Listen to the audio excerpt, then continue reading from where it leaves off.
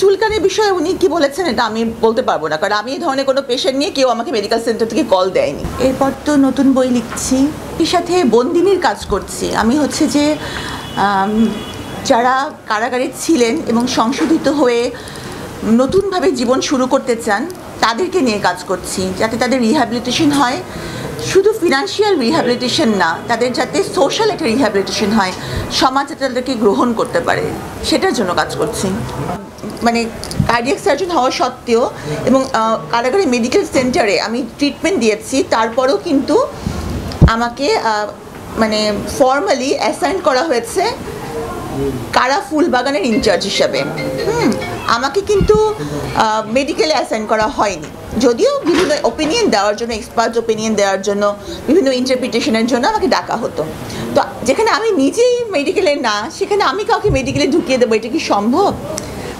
আরেকটা ব্যাপার হচ্ছে প্রেসক্রিপশন ব্যাপারটা হচ্ছে যে এটা শুধুমাত্র ওখানে কারা মানে মেডিকেল সেন্টারে যিনি ডক্টর আছেন উনি শুধু প্রেসক্রিপশন করতে পারেন। যেমন আমাকে অনেক সময় আমি বলেছি যে এক্সপার্ট ওপিনিয়ন দিতে ডাকা হতো, কিন্তু আমি বলে আসতাম যে এটা দিবেন, এই ট্রিটমেন্টটা ওনার জন্য অ্যাপ্রোপ্রিয়েট, ওনারা ওটা লিখতেন। আমার কিন্তু প্রেসক্রিপশন দেওয়ার এখতিয়ার নেই।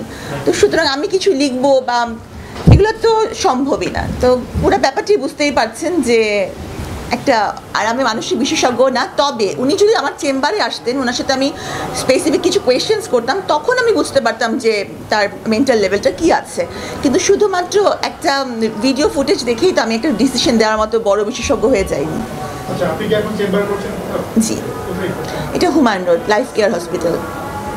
যখন 4 বছর আগে যখন আমি একটা বিশেষ মামলায় সম্পৃক্ততার কারণে ভাইরাল হয়েছিলাম, তখনও কিন্তু কোনো পেশেন্ট এসে কখনো বলেনি যে আমি সাবিনার কাছে কোনো ভালো চিকিৎসা পাইনি, অথবা সাবিনা এই অপারেশনটা ভালো করতে পারেনি।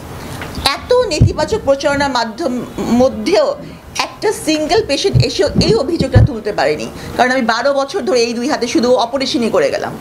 তো বুঝতেই পারছেন যে পেশেন্টের আস্থা আমার উপর তখনও ছিল।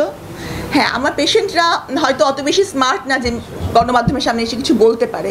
সাধারণ, যেহেতু আমি সরকারি হাসপাতালের ডাক্তার, সাধারণ মানুষ, যাই হোক, তাদের রাস্তাটা তখনও যেমন ছিল, তাদের রাস্তাটা এখনও তেমনই অটুট আছে, এবং ওনারাই আমাকে খুঁজে বার করে, ওনারাই আমার কাছে আসেন।